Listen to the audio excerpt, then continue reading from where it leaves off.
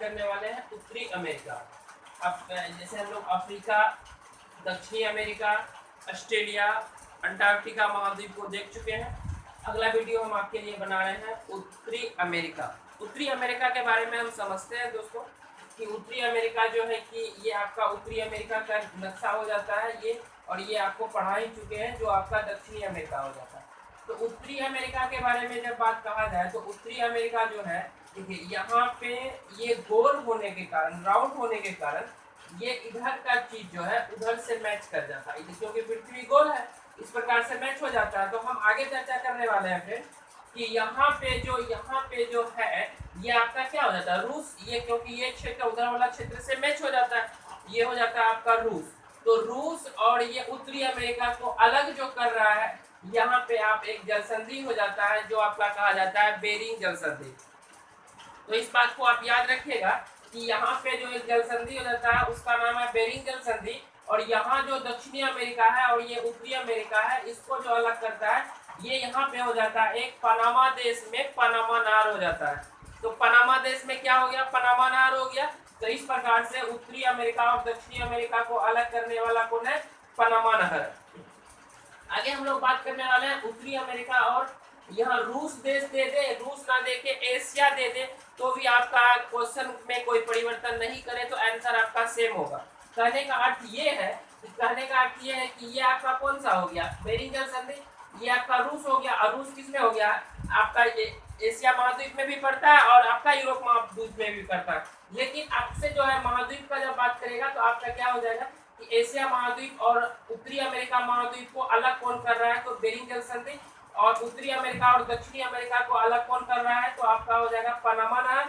और आगे चर्चा करने वाले हैं कि उत्तरी अमेरिका और ये यूरोप हो जाता है। उत्तरी अमेरिका और यूरोप को अलग करने वाला कौन है, तो आपको समझ में आ ही रहा है कि उत्तरी अमेरिका और आपका कौन हो गया, ये आपका कौन हो गया, यूरोप हो गया। इसको अलग करने वाला बीच में आ जाता है जिसको हम बनाए आपको अटलांटिक महासागर। तो अटलांटिक महासागर बोल दीजिए, या इसको बोल दीजिए क्या आप अंत महासागर बोल दीजिए। तो अटलांटिक महासागर जिसकी आकार कैसी है, ऐसे आकार की है। अटलांटिक महासागर में ही आपका आयरलैंड हो जाता है, देख रहे हैं आप आयरलैंड को, ग्रीनलैंड हो जाता है, देख रहे हैं आप ग्रीनलैंड को, व्हाइट कलर का जो यहाँ पे है ग्रीनलैंड। याद रखिएगा उत्तरी अमेरिका आज हम पढ़ाने वाले थे। उत्तरी अमेरिका का थोड़ा सा देश देख लेते हैं, जिस देश को उत्तरी अमेरिका का जब बारे में बात किया जाए तो उत्तरी अमेरिका का खोज जो है 1492 ईस्वी में, 1492 ईस्वी में इसका खोज जो किया गया था कोलंबस के द्वारा किया गया था। इसका खोज कोलंबस के द्वारा, ये क्वेश्चन बराबर पूछा जाता है।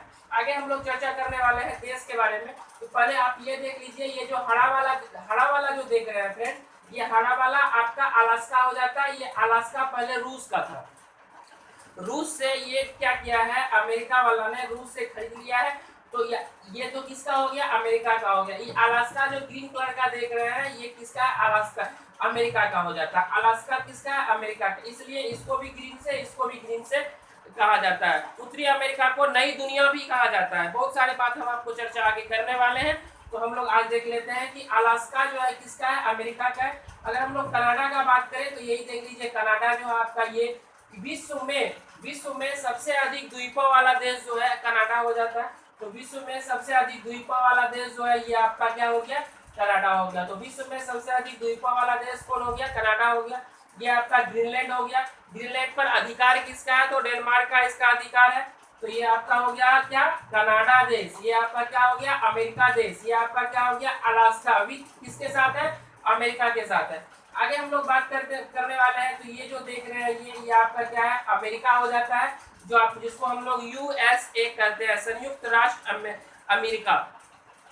और अगर यूएसए का बात करें तो इंग्लिश में बात करें तो यूनाइटेड स्टेट ऑफ अमेरिका कहा जाता है। और इसके बाद ये आपका यूएसए हो गया, अमेरिका हो गया। आगे हम लोग बात करने वाले हैं, ये जो है आपका, ये देश आपका हो जाता है क्या, मैक्सिको। ये देश हो जाता है मैक्सिको। ये जो देख रहे हैं ये जो देख रहे हैं ये आपका मैक्सिको हो गया, ये आपका अमेरिका हो गया, ये आपका कनाडा। मुख्यतः 3 देश हैं जो बड़े बड़े हैं, बाकी सब देश जो है छोटे छोटे हो जाते हैं।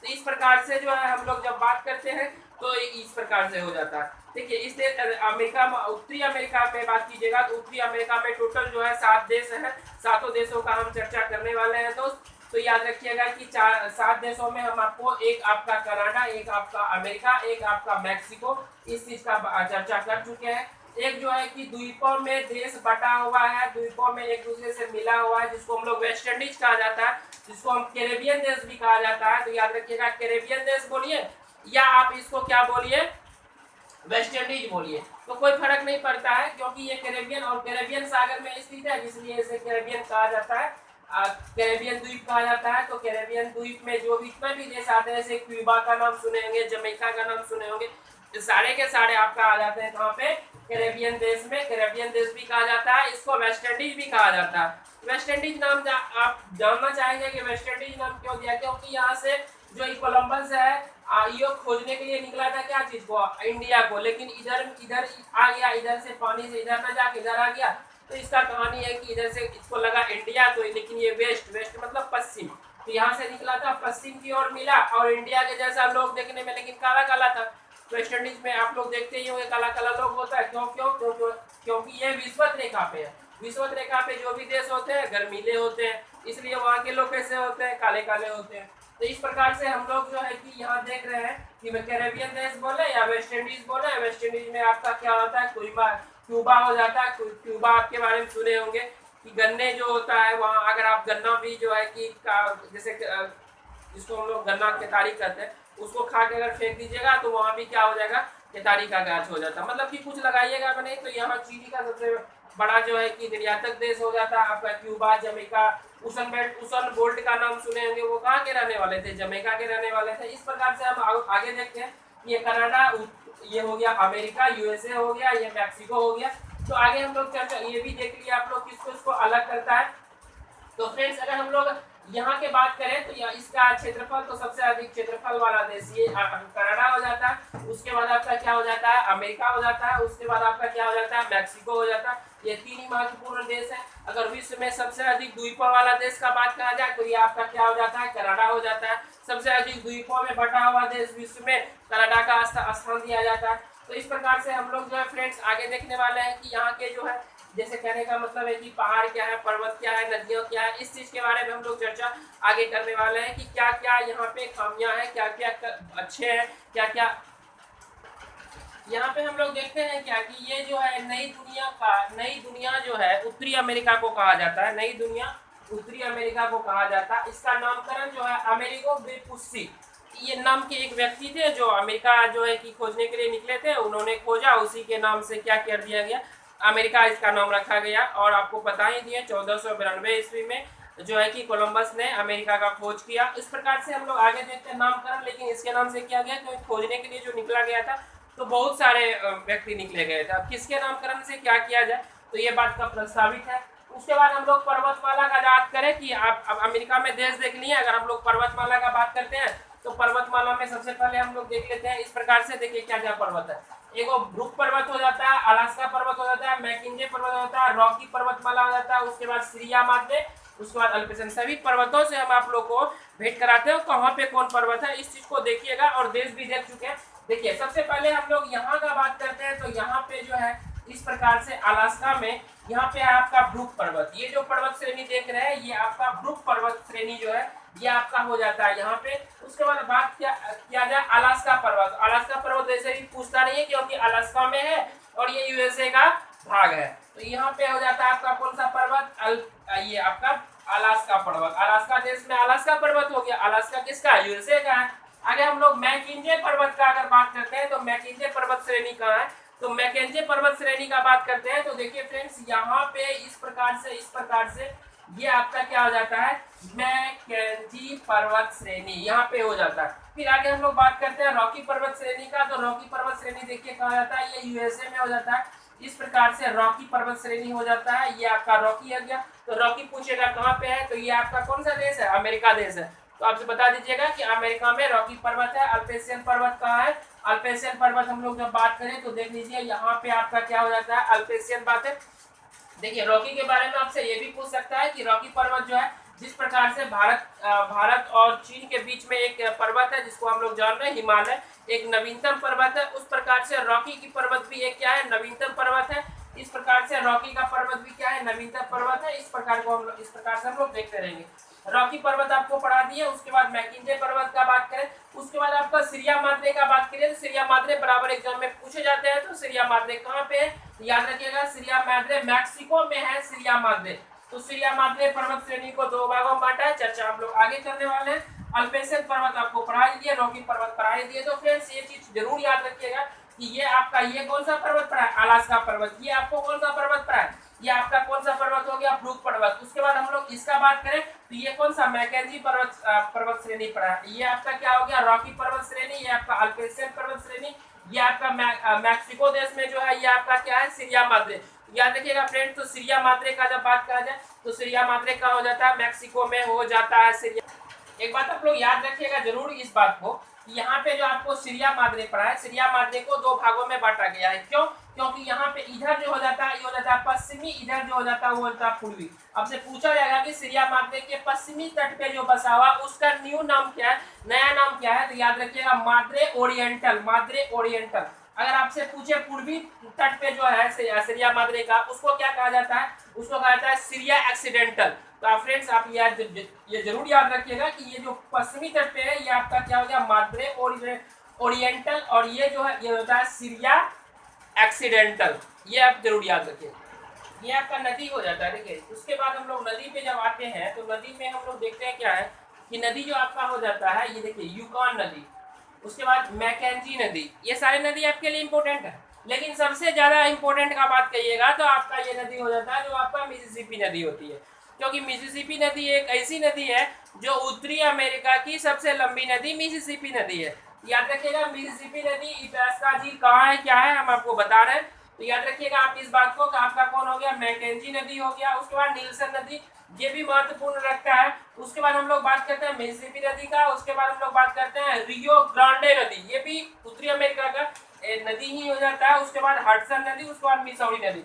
वैसे मिसौरी नदी का बात कहा जाए तो मिसौरी नदी जो होता है ये आपका जो है कि मिसिसिपी नदी का ही सहायक नदी है। और रेड नदी भी, यहाँ रेड नदी लिखा हुआ है, देखिए लिख देते हैं ताकि आपको सहूलियत हो जाए। रेड नदी और मिसिसिपी नदी है, दोनों की दोनों नदी कैसी है, सहायक नदी है। किसकी सहायक है, ये आपका मिसिसिपी नदी का सहायक है। और ये दोनों नदियों के बीच के क्षेत्र जो होते हैं उसको देखिए दो आप मतलब समझते हैं, दो आपका दो आब होता है, उर्दू भाषा में पानी होता है, अरबी भाषा में। उसके बाद हम लोग बात करते हैं दो का मतलब दो ही होता है। तो इस प्रकार से दो आब के क्षेत्र जो होते हैं वो बहुत ज्यादा उपजाऊ क्षेत्र होते हैं। तो अमेरिका जो है मक्का के क्षेत्र में एक नंबर पे आता है, मक्का के क्षेत्र में।